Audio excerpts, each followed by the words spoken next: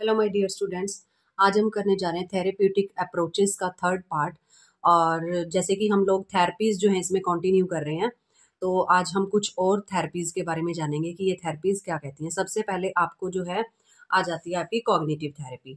ठीक है, cognitive therapy के अंदर जो है ये क्या कोज बता रहे हैं कि कोज क्या होगा कि कोई भी अगर आपको मतलब डिस्ट्रेस है, मतलब कोई भी स्ट्रेस हो रहा है माइंड के अंदर, ठीक है, तो उसका जो है कोज क्या है। तो कोज इन्होंने बताया कि इरेशनल थॉट्स एंड बिलीफ।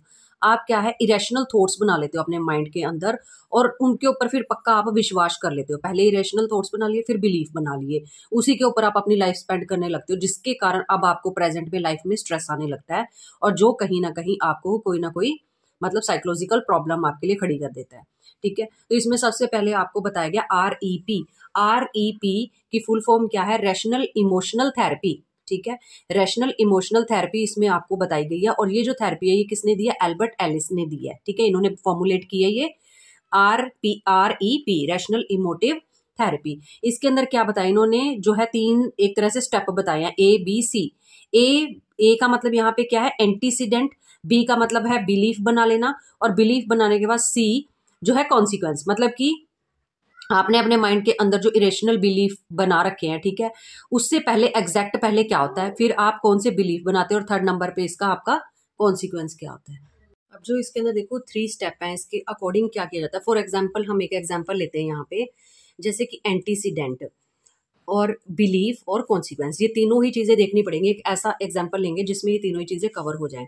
मान लो कि एक बच्चा है, ठीक है, जिसको क्या है अपनी लाइफ के अंदर ये कमी फील होती है। मान लो कि उसकी मदर नहीं है, ठीक है, तो उसको सारी लाइफ टाइम ये जो चीज है फील होती है कि उसको उसकी माँ का प्यार नहीं मिला है। ठीक है, तो यहाँ पर क्या होगा कि उसने ये बिलीफ बना लिया है कि अगर मुझे माँ का प्यार मिलता तो शायद मैं आज कहीं और होता या मैं कुछ और होता। ठीक है, बट यहाँ पे क्या है देखो कि एंटीसीडेंट, अब ये देखना पड़ेगा कि उसको ये एग्जैक्ट किस टाइम पे फील होता है। जब वो किसी मदर या किसी बच्चे को आपस में इकट्ठे बैठे देखता है या बात करते हुए देखता है, तो उस टाइम पे उसकी वो चीज ट्रिगर होती है। देखो कमी तो उसको सारी लाइफ टाइम फील हो रही है, ठीक है, बट कुछ ना कुछ एंटीसीडेंट होता है, कुछ वो ऐसा देखता है जिसके कारण वो चीज उसके ऊपर ज्यादा ट्रिगर हो जाती है उसकी, कि हाँ कि अगर मेरी माँ होती तो ऐसे होता ऐसे होता। ठीक है, और फिर उसका कॉन्सिक्वेंस कि मेरी मदर का सपोर्ट मुझे नहीं मिला, तो आज इसका कॉन्सिक्वेंस क्या है, ये चीज है। ठीक है, तो इस तरीके से क्या है एंटीसीडेंट, बिलीफ और कॉन्सिक्वेंस, ये आपस में तीनों क्या हो जाएंगे, इंटर रिलेटेड हो जाएंगे, जिसके कारण क्या है आज आपका बिलीफ गलत हो गया और आपका जो उसका कॉन्सिक्वेंस है वो कुछ नेगेटिव आ रहा है। ठीक है, जो कि सही नहीं है, जो आपको डिस्ट्रेस पैदा कर रहा है। तो इस तरीके से देखो एंटीसीडेंट इवेंट्स को पहले नोटिस किया जाता है कि एंटीसीडेंट एग्जैक्ट पहले क्या होता है। ठीक है, क्या हुआ था जिसके कारण उसका आज ये बिलीफ बन चुका है। ठीक है, फिर क्लाइंट को क्या है इसमें इंटरव्यू ली जाती है। ठीक है, उसके इरेशनल बिलीफ पता किए जाते हैं कि उसने कौन से इरेशनल बिलीफ अपने माइंड में बना रखे हैं। ठीक है, ये जो इरेशनल बिलीफ जाने जाते हैं ये क्वेश्चनेयर या इंटरव्यू के थ्रू हम जो है उससे जानते हैं। ठीक है, और इसमें क्या है नॉन डायरेक्टिव क्वेश्चन किए जाते हैं, डायरेक्ट क्वेश्चन नहीं करते हैं, इनडायरेक्ट क्वेश्चन करते हैं कि अगर आपको मदर का प्यार मिलता, ठीक है, तो आप किस तरीके से मतलब आज कहाँ होते, क्या करते।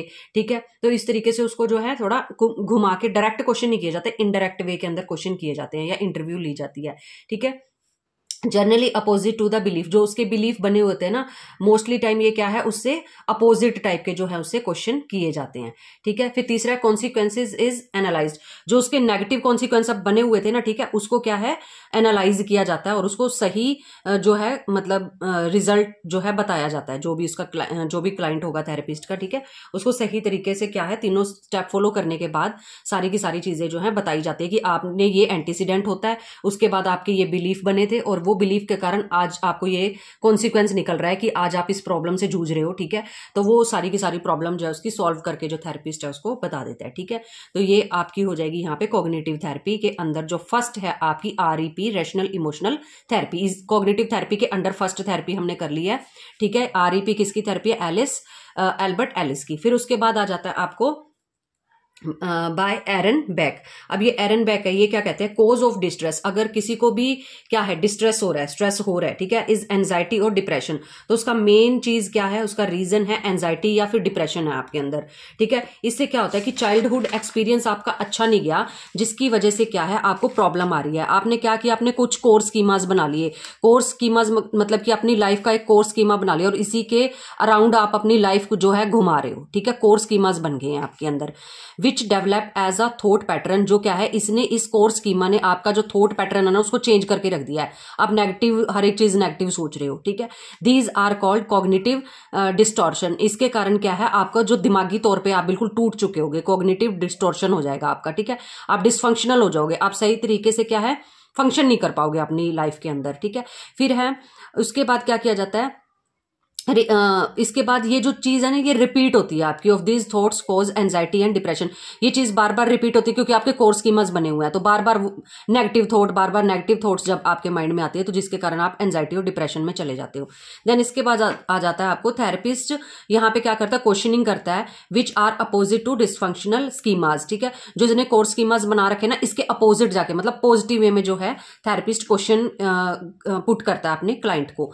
फिर क्या है, कॉग्निटिव रिस्ट्रक्चरिंग इज अचीव्ड। फिर क्या है, जो कॉग्निटिव लेवल पे जो वो मतलब डिसफंक्शनल हो चुका था उसको क्या है रिस्ट्रक्ट किया जाता है, दोबारा से जो है पॉजिटिव वे में उसको उसकी लाइफ जो है दिखाई जाती है। देन ये क्या है, इसमें क्या है, जो थेरेपिस्ट है वो क्लाइंट के साथ हर एक बात जो भी फाइंड आउट करता है वो सारी की सारी शेयर करता है कि हाँ ऐसा हुआ था, ऐसा हुआ था, सारा कुछ उसको बता देता है। देन ये क्या है, क्लाइंट के साथ जो है थेरेपिस्ट है 10 से लेकर 15 सेशन जो है करते हैं, तब जाके जो है इनकी प्रॉब्लम जो है सॉल्व हो जाती है क्लाइंट की।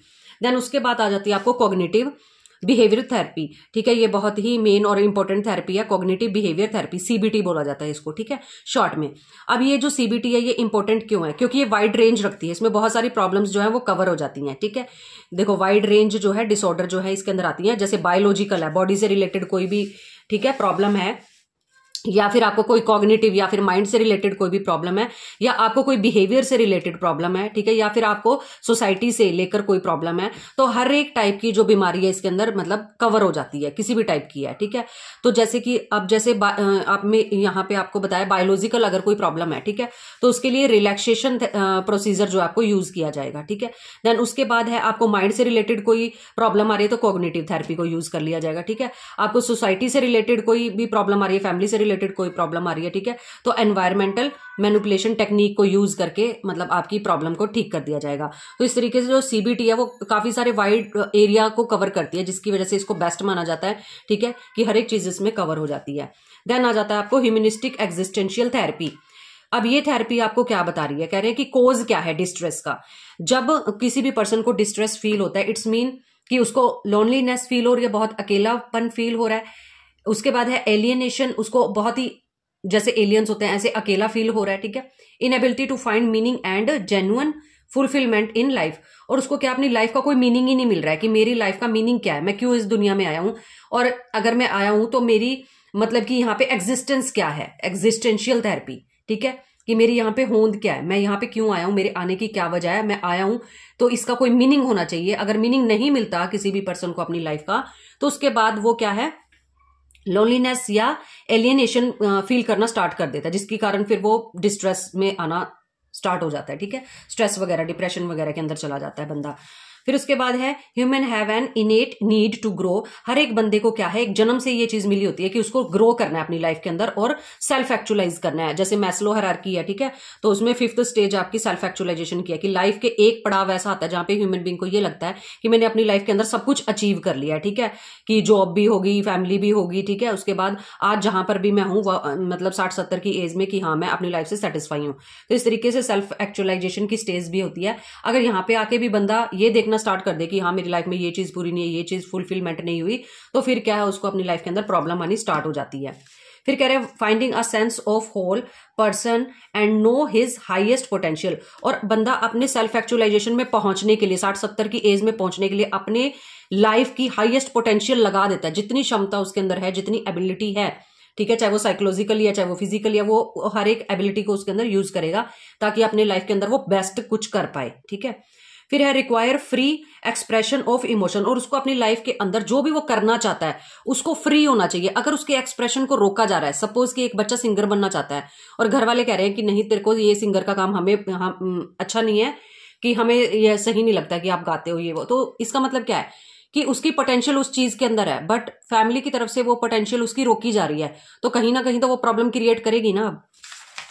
देन इसके बाद है curved by society and family. जो आज हमारा ऐसा बिहेवियर हो गया है, ठीक है, हम मतलब कि अपने चीज को खुल के नहीं एक्सप्रेस कर पा रहे हैं, तो इसका मतलब क्या है कि हम हमारा जो बिहेवियर है या जो हमारा एटीट्यूड है, या आज हम जैसे भी हो गए हम डिस्ट्रेस में हैं, तो उसकी वजह सोसाइटी या फिर फैमिली है, क्योंकि वो ही क्या करती है, हमारे एक्सप्रेशन को क्या है मतलब सप्रेस कर रही है, खुल के मतलब किसी को कुछ ना बनने देना जो बच्चा बनना चाहता है, ठीक है, बट फैमिली और सोसाइटी कहते हैं कि नहीं, ऐसा तो सोसाइटी के अंदर ये चीजें ठीक नहीं है, ऐसा नहीं करना चाहिए। तो इस तरीके से क्या है, जो कर्व्ड हो जाता है बिहेवियर, जो है वो कर्व ले लेता है, मतलब एक तरह से वो पर्सन की पर्सनैलिटी के अंदर चीजें मतलब वो दबने लगता है, क्योंकि उसको सोसाइटी और उसकी फैमिली दबा रही होती है, जिसके कारण उसको प्रॉब्लम आती है।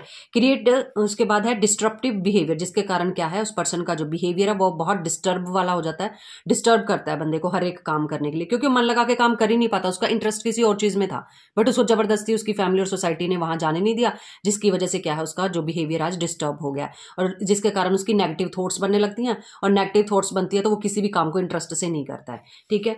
जैसे फॉर एग्जांपल दे रखा है, डांसर है, सिंगर है, आर्टिस्ट आप बनना चाहते हो, बट आपको नहीं बनने दिया जा रहा है। फिर है हीलिंग ऑकर, फिर इसकी हीलिंग कैसे की जाएगी, ठीक है, कैसे उसको हील किया जाएगा। कह रहे when the client is able to find obstacle, पहले तो क्लाइंट को क्या करना होगा, अपनी ऑब्स्टेकल, रुकावटें देखनी होंगी कि कहाँ कहाँ पे रुकावट आई है, किस किस ने मेरे को क्या कहा है, क्या प्रॉब्लम आई है, और मैं उन चीजों को दूर कैसे कर सकता हूँ। उसके बाद रिमूव देम, फिर उसको वो रिमूव करेगा, ठीक है, कि आज तो वो सिंगर या डांसर जो है अब बन सकता है या नहीं बन सकता, ठीक है, ये उसके ऊपर डिपेंड करता है, बट सबसे पहले आज जो उसको प्रॉब्लम आ रही है उसके लिए पहले वो ऑब्स्टेकल ढूंढेगा, फिर उसको रिमूव करेगा, ठीक है।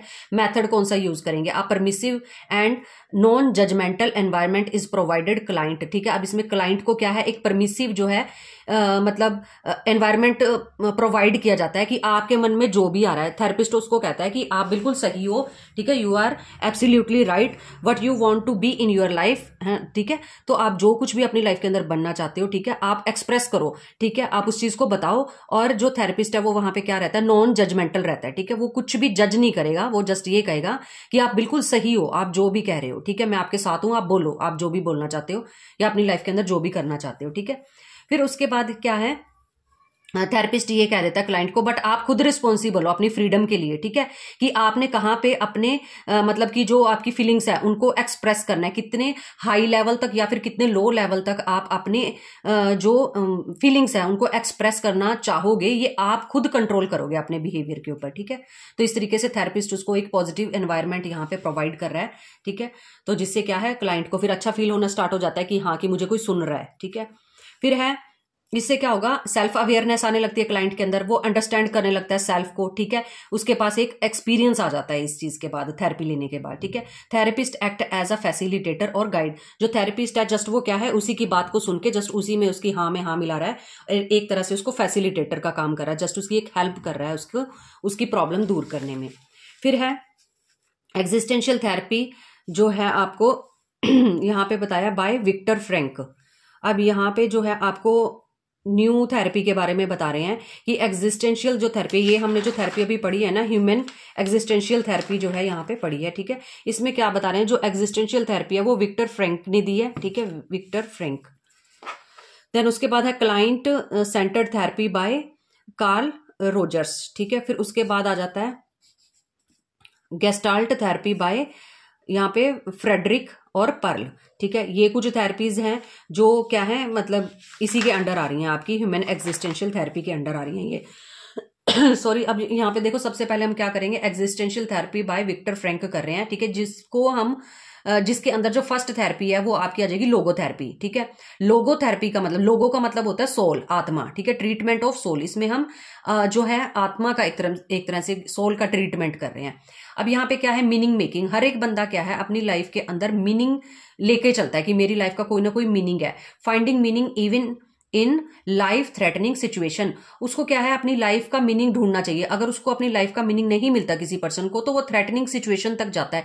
इट्स मीन कि वो सुसाइड तक करने को सोचता है कि मैं सुसाइड कर लूं, मेरी लाइफ का कोई मीनिंग नहीं है, मेरे होने या ना होने से किसी को फर्क नहीं पड़ रहा है। तो इस तरीके से क्या है कि उस कहीं ना कहीं उसकी सोल को एक तरह से धक्का लगा है या कोई ठेस पहुंची है या कोई ना कोई प्रॉब्लम आई है, जिसकी वजह से क्या है वो बहुत ज्यादा डिस्ट्रेस फील कर रहा है, ठीक है, कि सुसाइड तक वो जा रहा है। फाइंडिंग स्पिरिचुअल अनकॉन्शियसनेस, इसमें क्या है कि आपको अपने स्पिरिचुअल अनकॉन्शियसनेस को ढूंढना पड़ेगा, आपको खुद से प्यार करना पड़ेगा, आपको खुद की एग्जिस्टेंस की वैल्यू करनी पड़ेगी कि आपके होने की वैल्यू क्या है सोसाइटी के अंदर। ठीक है, आप अपनी लाइफ को प्यार करो, अपनी लाइफ को वैल्यू दो, तो अपनी स्पिरिचुअल अनकॉन्शियसनेस को आपको फाइंड करना पड़ेगा। थेरेपिस्ट को ये करना ही पड़ेगा कि उसको उसकी स्पिरिचुअल कॉन्शियसनेस के साथ मिलवाना पड़ेगा क्लाइंट की। ठीक है, कि वो अपने आप से प्यार नहीं करता, लव नहीं करता, इसीलिए तो वो सुसाइड की स्टेज में जा रहा है। तो उसको ये सारी की सारी चीजें जो है मतलब अवेयर करवाता है थेरेपिस्ट किसको, अपने क्लाइंट को। फिर उसके बाद है रिमूवल ऑफ स्पिरिचुअल एंजाइटी, जो उसको स्पिरिचुअल एंजाइटी आ रही होती है, एक तो उसको रिमूव करना होता है थेरेपिस्ट को, और दूसरा है एग्जिस्टेंशियल एंजाइटी, और जो उसको आज प्रेजेंट के अंदर जो मतलब प्रॉब्लम आ रही है उसको भी रिमूव करना पड़ता है। दोनों चीजों को रिमूव करे गए लोगोथेरेपी के अंदर। ठीक है, एक तो स्पिरिचुअल एंजाइटी, दूसरी एग्जिस्टेंशियल एंजाइटी, इन दोनों को भगाना पड़ेगा, फिर ही जाके कहीं जो है पेशेंट आपका ठीक होगा। फिर क्लाइंट क्या करता है, share his feeling in present, transference is discouraged. तो इसमें क्या है, जो आपका क्लाइंट है वो सारी की सारी बात आपके साथ शेयर करता है, बट उसको ये कहा जाता है कि आप ट्रांसफेरेंस को जो है डिस्करेज करोगे, जो आप अपना मतलब कि आप किसी और पे ब्लेम नहीं कर सकते, या आप किसी और के ऊपर शो नहीं कर सकते अपना गुस्सा। आपको अपने अंदर ही सारी चीजें रख के आपको खुद को ही टैकल करना होगा, आपको खुद ही कोप अप करना होगा अपनी प्रॉब्लम के साथ। ठीक है, आप किसी और के ऊपर ट्रांसफर नहीं कर सकते। जैसे कि हमने बिहेवियरल थेरेपी में देखा था पहले कि जो क्लाइंट होता है वो थेरेपिस्ट को वो अपना अंकल या आंटी या मदर कुछ भी मान लेता है, जिसकी वजह से उसको प्रॉब्लम होती है, तो वो मारना पीटना स्टार्ट कर देता था। बट यहाँ पे ऐसा ट्रांसफेरेंस को डिस्करेज्ड किया जाएगा कि क्लाइंट खुद देखेगा कि उसको कितना बताना है कितना नहीं बताना है। ठीक है, खुद से सारा कुछ मतलब खुद किसी और पे ब्लेम नहीं करेगा जो भी आज उसको प्रॉब्लम आ रही है। ठीक है, देन आ जाती है आपको क्लाइंट सेंटर्ड थेरेपी और पर्सन सेंटर्ड थेरेपी। दो नेम है इसके, क्लाइंट सेंटर्ड थेरेपी और पर्सन सेंटर्ड थेरेपी। इसमें क्या होता है, फोकस ऑन सेल्फ के ऊपर फोकस किया जाता है, फ्रीडम के ऊपर फोकस किया जाता है, चॉइस ऑफ वंस बीइंग, और मैं क्या हूं। ठीक है, इस चीज के ऊपर फोकस किया जाएगा। फिर है इसमें क्या है, condition of growth are empathy. इसमें क्या है, एम्पैथी दिखाता है थेरेपिस्ट जो अपने क्लाइंट को, और उसको ग्रो करने में उसकी हेल्प करता है। ठीक है, फिर है उसको वार्म और अनकंडीशनल पॉजिटिव रिगार्ड दिया जाता है, वहां पे एक एनवायरमेंट प्रोवाइड किया जाता है पॉजिटिव। ठीक है, अनकंडीशनल होगा वो, मतलब कि उसमें कोई हमारा खुद का सेल्फिश नहीं होगा, सेल्फिशनेस नहीं होगी थेरेपिस्ट की। ठीक है, वो जस्ट एक हेल्प की फीलिंग के साथ जो है एक एनवायरनमेंट देगा अपने क्लाइंट को। फिर है therapist reflects feeling of the client. अब जो थेरेपिस्ट जो है, क्लाइंट ने जो भी बात बताई है तो थेरेपिस्ट उसको फिर से दोबारा से उसके अंदर कुछ ऐड ऑन करके उसको रिफ्लेक्ट करेगा। फिर है रीफ्रेसिंग, और फिर वो स्टेटमेंट को, जो क्लाइंट ने स्टेटमेंट दिया उसको फिर से दोबारा रीफ्रेसिंग करके उसके अंदर पॉजिटिव बातें और डाल के थेरेपिस्ट जो है क्लाइंट को फिर दोबारा से बताएगा कि हाँ आपने ये प्रॉब्लम बताई थी, ये बात बताई थी, उसको और पॉजिटिव वे में करके जो है रीफ्रेस करके जो है स्टेटमेंट देता है। कौन, थेरेपिस्ट, किसको, क्लाइंट को। ठीक है, क्लाइंट फीड इंटीग्रेटेड, जो फील्स, अब यहाँ पे जो क्लाइंट है वो क्या है, उसको इंटीग्रेट फील होना स्टार्ट हो जाता है। जो वो पहले बिखरा हुआ था, ठीक है, तो अब क्या है, वो खुद के ऊपर मतलब पर्सन सेंटर्ड हो जाता है, क्लाइंट सेंटर्ड हो जाता है, मतलब खुद के ऊपर सेंटर्ड हो जाता है। जो पर्सन है अपने आप को वो इंटीग्रेट फील करना स्टार्ट कर देता है इस थेरेपी के थ्रू। फिर इसके बाद आपको आ जाती है एक और छोटी सी थेरेपी है, गेस्टाल्ट थेरेपी। गेस्टाल्ट थेरेपी के अंदर क्या है, focus on whole to increase awareness. इसके अंदर भी क्या है, अपने आप खुद के ऊपर क्या है फोकस किया जाता है, ताकि आप मतलब अपनी अवेयरनेस को बढ़ा सको, आपको पता चले कि आपकी माइंड क्या कहता है, आपकी बॉडी क्या कह रही है, ठीक है, आपकी सोल क्या कह रही है, आपको इन सब चीजों का पता होना चाहिए, अपने ऊपर पूरा फोकस होना चाहिए आपका।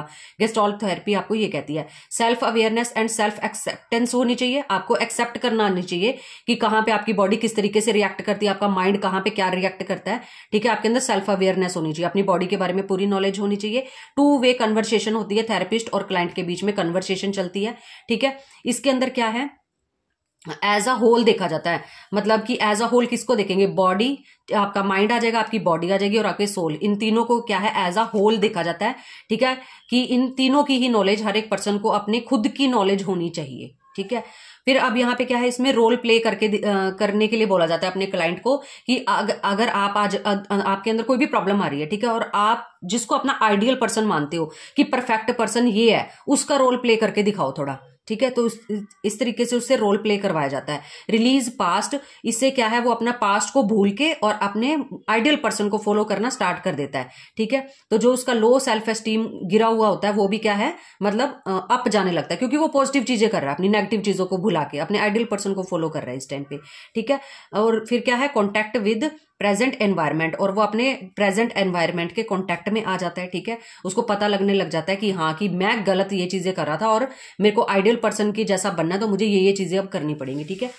फिर उसके बाद है अंडरस्टैंडिंग ऑफ द प्रॉब्लम। वो अपनी प्रॉब्लम को समझने लगता है, क्योंकि उसने दोनों प्ले करके देख लिए। एक तो वो अपना खुद का तो प्ले कर ही रहा था रोल, जिसमें वो स्ट्रेस में था, ठीक है, और अब एक ऐसा रोल प्ले कर रहा है जिसमें वो बिल्कुल हेल्दी है। तो वो अंडरस्टैंड करने लगता है अपनी प्रॉब्लम को, कि मेरी प्रॉब्लम सॉल्व होगी तो मैं भी बिल्कुल ऐसे हेल्दी और स्ट्रेस फ्री रह सकता हूँ। Identification of area to be forgeted for treatment. क्या है कि अब इसमें ये कहा जाता है कि उसको ऐसा एनवायरनमेंट प्रोवाइड करवाया जा रहा है कि आपके एक एरिया के अंदर प्रॉब्लम है, इस एक एरिया को आप माइनस कर दो, बाकी ओवरऑल तो आपकी लाइफ बहुत अच्छी है ना, आपकी फैमिली अच्छी है, ठीक है, आपके पास जॉब है, आपके पास पैसा है, आपके पास स्टेटस है, बस एक चीज को आप रिमूव कर दो, बाकी ओवरऑल तो आपका बिल्कुल सही चल रही है लाइफ, ठीक है। तो इस तरीके से क्या है, ये जो चीज आपको प्रॉब्लम दे रही है इसको माइनस कर दो, बाकी सारी जो रिमेनिंग लाइफ है वो आपकी अच्छी है, ठीक है। तो identification of area to be forgeted for treatment. फिर इसमें आ जाएगा आपको इसके बाद जो है देखो, मतलब क्लाइंट के पास क्या है, एक मतलब टेक्निक आ जाती है, उसके पास चॉइस हो जाती है कि उसको ये टेक्निक फॉलो करके अपना जो खुद का ट्रीटमेंट खुद से कर लेना है, ठीक है। तो इस तरीके से आपकी ये जो है आ जाएगी यहाँ पे गेस्टॉल्ट थेरेपी। नेक्स्ट आपको आ जाती है बायोमेडिकल थेरेपी। बायोमेडिकल थेरेपी के अंदर क्या होता है कि इसमें मेडिसिन जो है प्रिस्क्राइब की जाती है जो साइकेट्रिस्ट होते हैं, ठीक है। यहाँ पे काउंसलर नहीं है, यहाँ पे मतलब थेरेपिस्ट नहीं है, यहाँ पे साइकेट्रिस्ट है। साइकेट्रिस्ट के पास डिग्री है कि वो क्या है, मतलब जो क्लाइंट है उनको मेडिसिन दे सकते हैं जब थेरेपी से काम नहीं चल रहा है, ठीक है। When therapy is not work, जब थेरेपी काम नहीं करती तब क्या है, मेडिसिन प्लस करके जो है मतलब साइकेट्रिस्ट देता है अपने क्लाइंट को, ठीक है। ये एंटी साइकोटिक ड्रग्स होती हैं, मतलब इससे कई बार क्या है बॉडी के ऊपर साइड इफेक्ट भी देखने को मिलते हैं, जैसे नींद बहुत ज्यादा आना, ठीक है, कॉन्शियस ना रहना, ठीक है, लेजीनेस फील होना। तो इस तरीके के मतलब जो ये एंटी साइकोटिक ड्रग्स होती है ये मतलब कहीं ना कहीं साइड इफेक्ट भी करती हैं बॉडी के ऊपर, ठीक है। तो ये होगी आपकी बायोमेडिकल थेरेपी। फिर है इलेक्ट्रोकन्वल्सिव थेरेपी, ECT इसको बोला जाता है, ठीक है। अब इसके अंदर क्या होता है, इलेक्ट्रो, देखो नाम से ही पता चल रहा है इलेक्ट्रो। इसमें क्या है, माइल्ड इलेक्ट्रिक जो शॉक होते हैं ना वो दिए जाते हैं पेशेंट को, ठीक है। जब पेशेंट बिल्कुल, आपने देखा है कि कई बार बिल्कुल डेड से टाइप का दिखाई देता है, तब उस टाइम पे उसको शॉक दिया जाता है, इलेक्ट्रिक शॉक दिया जाता है, ठीक है। इलेक्ट्रोड्स के थ्रू दिया जाता है, रोड्स होती हैं वो रोड्स लगा दी जाती है जिसके कारण शॉक लगता है पेशेंट को, ठीक है।